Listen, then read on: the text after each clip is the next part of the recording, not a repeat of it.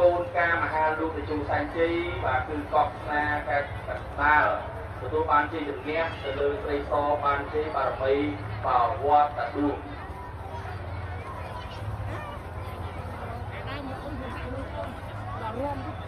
លោកនាងបងប្អូនដែលកំពុងតាមដានទស្សនាពីគ្រប់នឹងជាមេត្រីសម្រាប់បងរបស់បងប្អូនកីឡាករចំណុចទូកដែលបានអមទៅដល់ទីហើយបានឆ្លងកាត់នៅមុខព្រះវិជ័យនៃមុខព្រះបរមរាជវាំងក៏បានសម្ដែងនៅអំណរថាក៏សម្ដែងទៅជារយៈកិច្ចចំពោះសម្ដេចឯកឧត្តមលោកជាទៅថ្នាក់ដឹកនាំដែលបានផ្ដល់ភាពយន្តទៅខាងលើវេទិកាភាពយន្តអ្នកសម្លេងផងរបស់បងប្អូនជាកម្ពុជានិងលោកជំទាវបណ្ឌិតពេជ្រច័ន្ទមនីហ៊ុនម៉ាណែតដែលបានឧបត្ថម្ភក្រុមការងារអធិប្បាយនៅថវិកា3លានរៀលខ្ញុំសូមអនុញ្ញាតប្រកាសជូនដល់ទូកដែលមានឈ្មោះថាហងសែនជ័យបានបីកំពង់កមកពីខាងវិជ័យដែលធ្វើការអមបណ្ដាញជាមួយនឹងក្រឡាហងសសែនជ័យរបស់នគរបាលជាតិដូច្នេះ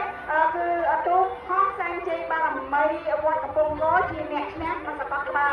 កូនការមហាលោកតេជោសែនជ័យបាទគឺកប់ស្នាការតាល់ទទួលបានជ័យជំនះទៅលើស្រីសបានជ័យបារមីបាវត្តតាឌួង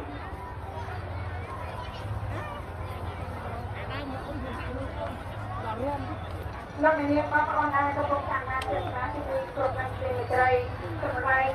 បងរបស់បងប្អូនកីឡាករចំណុចទូកដែលបានអមទៅដល់ទីហើយ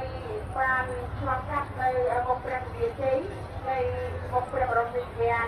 ក៏បានសម្ដែងនៅអំណរថាក៏សម្ដែងទៅជារយៈកិច្ចចំពោះសម្ដេច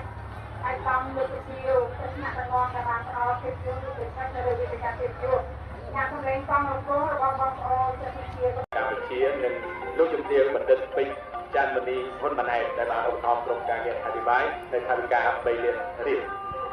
ខ្ញុំសូមអនុញ្ញាតប្រកាសជូនដល់ទូកដែលមានឈ្មោះថាហងសែនជ័យបានបីកំពង់កមកពីខាងវិជ័យដែលធ្វើការអមបណ្ដាញជាមួយនឹងក្រឡាហងសសែនជ័យរបស់នគរបាលជាតិដូច្នេះ